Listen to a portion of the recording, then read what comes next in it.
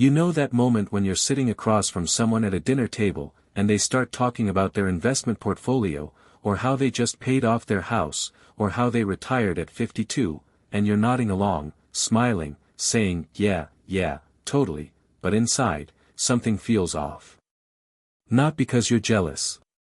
Because somewhere in the back of your mind, you realize, you've been playing this entire game wrong. And the worst part? Nobody ever told you the rules. That's what this video is about. My name is Ryan, and I spend way too much time thinking about why smart, hardworking people end up financially stuck, not because they're lazy, not because they don't care, but because the lessons that actually matter never show up in school, never get talked about at the dinner table, and never trend on social media until it's too late. If you're someone who feels like you're doing everything right but still not getting ahead, hit subscribe and give this video a thumbs up. Because we're about to get into some things that might make you a little uncomfortable, and that's exactly the point. Let's talk about 7 harsh money lessons that most people learn way too late.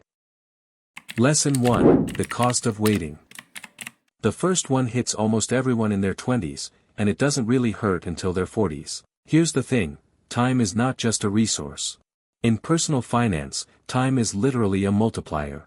And most people treat it like it's infinite. Let me show you what I mean with some real math, because this isn't abstract philosophy, this is arithmetic that should make you put your phone down.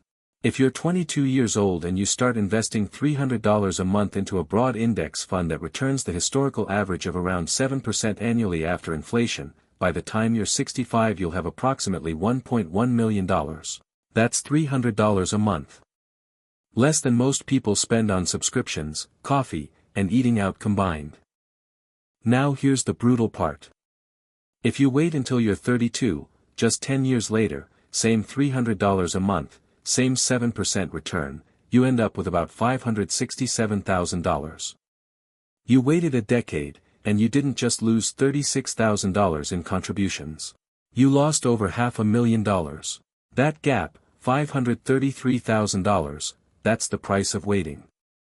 And most people don't even realize they're paying it. Now you might be thinking, I was 22, I had student loans, I had rent, I was just trying to survive. And look, I hear you, that's real. But here's what most people don't realize, you don't need to invest a lot. You need to start.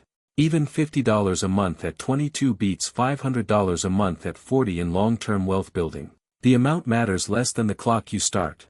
The psychological insight here is something called present bias. Our brains are literally wired to overvalue what's happening right now and discount the future. It's not a character flaw. It's evolution. Your brain isn't designed to feel the pain of a retirement account 40 years from now the same way it feels the pain of a car repair today. So we delay, and then one day we wake up at 45 and the math has already done its quiet, devastating work. The action step is simple and non-negotiable: automate. Set up an automatic transfer on payday, before you see the money, before your brain can spend it, before present bias even has a chance to run its playbook. Even $25 a week is $1,300 a year, and over 30 years at 7%, that turns into over $130,000. You're not building wealth through discipline. You're building it through systems that remove the need for discipline. Lesson 2, income is not wealth. The second lesson is one that the financial industry really doesn't want you to fully understand. Your income is not your wealth. This sounds obvious when you say it out loud, but the behavior of most people, including highly educated, high-earning people, suggests they've never truly internalized it. According to a 2023 survey by Bankrate, nearly 57% of Americans couldn't cover a $1,000 emergency expense with savings. And I'm not talking about people making minimum wage. I'm talking about people making $80,000, $100,000, $120,000 a year. Here's what's happening. We've been conditioned, by advertising, by culture, by social media, to upgrade our lifestyle as fast as we upgrade our income. Got a raise? New car. Promotion. Bigger apartment. Bonus. Vacation, new wardrobe, dinner at places that don't put prices on the menu. Economists call this lifestyle inflation. I call it the treadmill that never stops. Here's the thing, two people can both earn $100,000 a year and have completely different financial realities. Person A earns $100,000, spends $95,000, saves $5,000.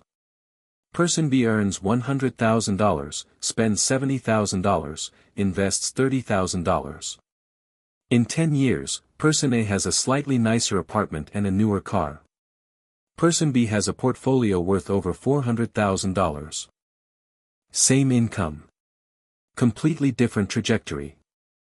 This is where it gets interesting, because it's not really about frugality. It's about the gap. Wealth isn't what you earn, it's the gap between what you earn and what you spend, deployed intelligently. The size of your paycheck is almost irrelevant if you haven't protected that gap. The psychological trap here is something called social comparison. We don't compare our finances to a spreadsheet. We compare them to the people around us, our colleagues, our friends, what we see on Instagram. And the people around us are often just as broke as we are, just with better looking debt. So we benchmark against the wrong standard and call it success.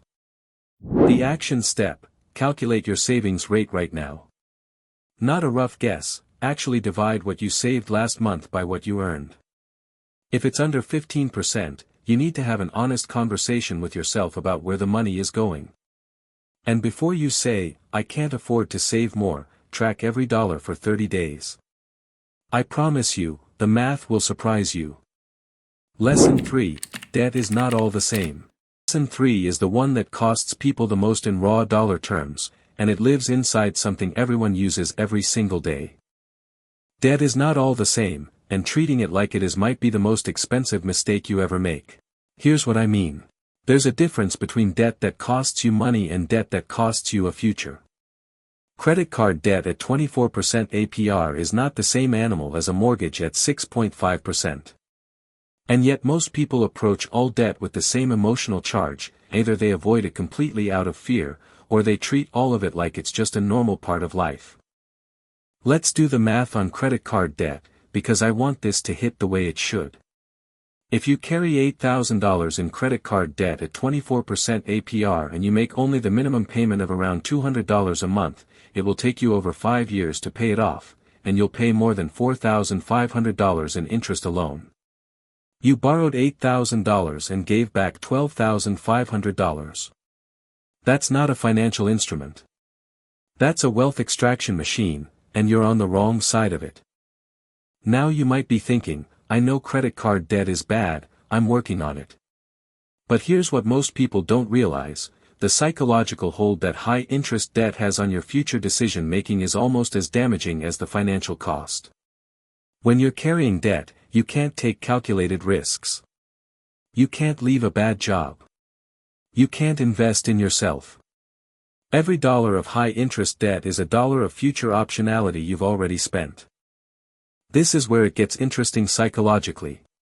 Studies on what's called debt stress show that people carrying consumer debt have significantly higher cortisol levels, that's the stress hormone, which impairs decision-making, reduces sleep quality, and ironically makes it harder to think clearly about money. Debt doesn't just cost you financially. It costs you cognitively. The action step: build what I call the debt ladder. List every debt you have with its interest rate. Anything above 8% is a financial emergency, treat it like your house is on fire. Redirect every available dollar to the highest rate debt first while making minimums on everything else. This is the avalanche method, and it saves the most money. Once it's gone, take that same payment and roll it into investments. You're not sacrificing, you're redirecting. Lesson 4, your job is not a financial plan. Lesson 4 is the one that stings because it feels like it shouldn't be true. Your job is not a financial plan. I know. That sounds almost reckless. But stay with me. For most of the 20th century, the deal was pretty straightforward: work hard, stay loyal, get promoted, collect your pension, retire comfortably. That deal is gone. It has been gone for a long time. And yet millions of people are still operating as if it exists. The average American changes jobs 12 times in their career, according to the Bureau of Labor Statistics. The traditional pension, which guaranteed retirement income regardless of market performance, covers fewer than 15% of private sector workers today, compared to roughly 80% in the 1980s. We shifted from defined benefit plans to defined contribution plans, which is a polite way of saying, you're on your own, here's a 401k, good luck. Here's the thing, that's not a tragedy if you understand it. It's a tragedy if you don't. What this means practically is that your salary is the raw material, not the finished product. Your job gives you dollars. What you do with those dollars, how you save, invest, build, and deploy them, that determines your financial future. Not your boss. Not your employer's HR benefits package. You. The psychological trap here is what I'd call security theater. A stable job with a decent salary feels financially safe. And it is, until it isn't. Layoffs, economic downturns, industry disruption, these happen. And the people who survive them financially are the ones who never outsourced their financial planning to their employer. The action step. Treat your career income as one stream, not the only stream. That doesn't mean you need to start a business tomorrow. It means max your 401k and IRA. Build an emergency fund of 3 to 6 months of expenses. Invest in taxable accounts when you can. Over time, your investments should start generating income that isn't dependent on whether your company has a good quarter. Lesson 5. Buying a house is not automatically a good investment. Lesson 5 is probably the most counterintuitive thing I'm going to say in this entire video. Buying a house is not automatically a good investment. Now before you lose your mind in the comments, I am not saying don't buy a house. I'm saying stop treating homeownership like it's a guaranteed financial win, because the math is a lot more complicated than the culture tells you. Here's a number that should stop you cold, according to research by Yale economist Robert Shiller, who literally won the Nobel Prize for studying this. U.S. home prices, adjusted for inflation, returned an average of just about 1% per year from 1915 to 2015. 1%. Inflation adjusted. Meanwhile, the S&P 500 has returned an average of roughly 7% annually after inflation over the same general period. But Ryan, I'm building equity, not throwing money away on rent. And here's the thing, that framing is one of the biggest myths in personal finance. When you own a home, you're paying property taxes, maintenance costs, typically 1–2% of home value per year, insurance, and interest, especially in the early years of a mortgage when the majority of your payment is interest, not principal. The New York Times actually built an incredible rent versus buy calculator, and in many markets, renting and investing the difference outperforms buying on a pure return basis for timelines under 7–10 years. This is where it gets interesting. The psychological value of homeownership is real.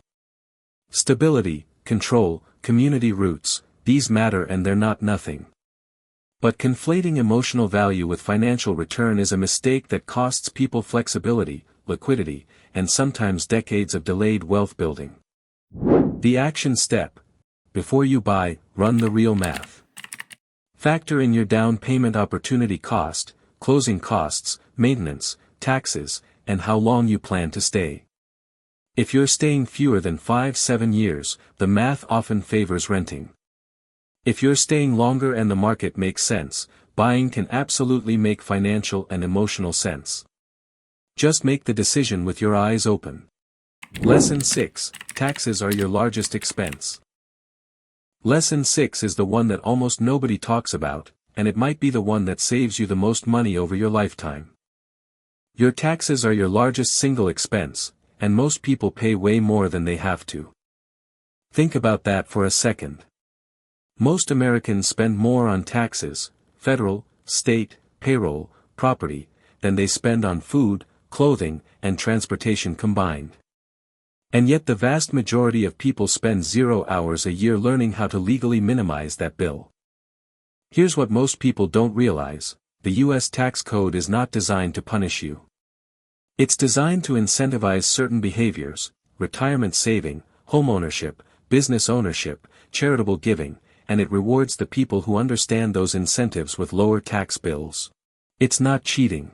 It's reading the instruction manual. Let me give you a concrete example. If you're in the 22% federal tax bracket and you contribute $6,500 to a traditional IRA, you've just reduced your taxable income by $6,500, saving you $1,430 in federal taxes. That's before state taxes. Do that every year for 30 years, and you're not just building a retirement account, you're redirecting $1,430 a year that would have gone to the government back into your portfolio. That compounds significantly. The same logic applies to health savings accounts, 401(k)s, 403(b)s, tax loss harvesting, business deductions if you're self-employed, and a dozen other mechanisms that most people never use because nobody ever explained them. The psychological trap here is what I'd call complexity aversion. Taxes feel intimidating, jargon-heavy, and vaguely threatening, so most people file their return as fast as possible and never think about them again. But this avoidance costs real money. A good tax-aware financial strategy is worth thousands, sometimes tens of thousands of dollars a year.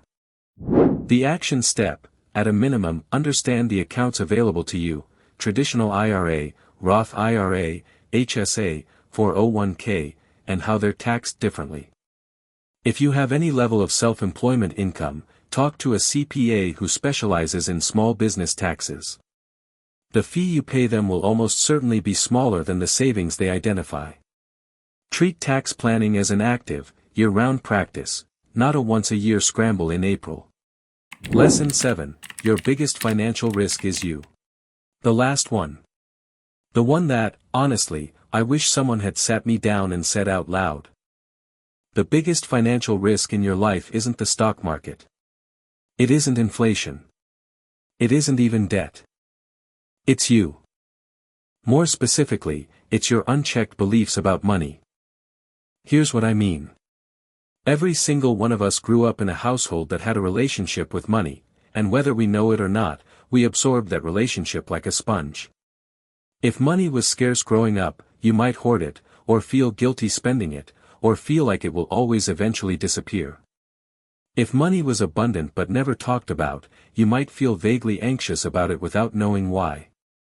If your parents fought about money, you might avoid financial conversations with your partner, which is one of the leading causes of divorce in this country. This is where it gets interesting. Behavioral economists estimate that emotional and psychological factors account for the majority of bad financial decisions. We don't make financial decisions with spreadsheets. We make them with feelings, with identity, with fear, and with stories we tell ourselves about what we deserve, what's possible, and what people like us do with money. The person who earns $200,000 and still feels broke often isn't dealing with an income problem. They're dealing with a psychology problem, the belief that more is never enough, that security is always one purchase or one raise away.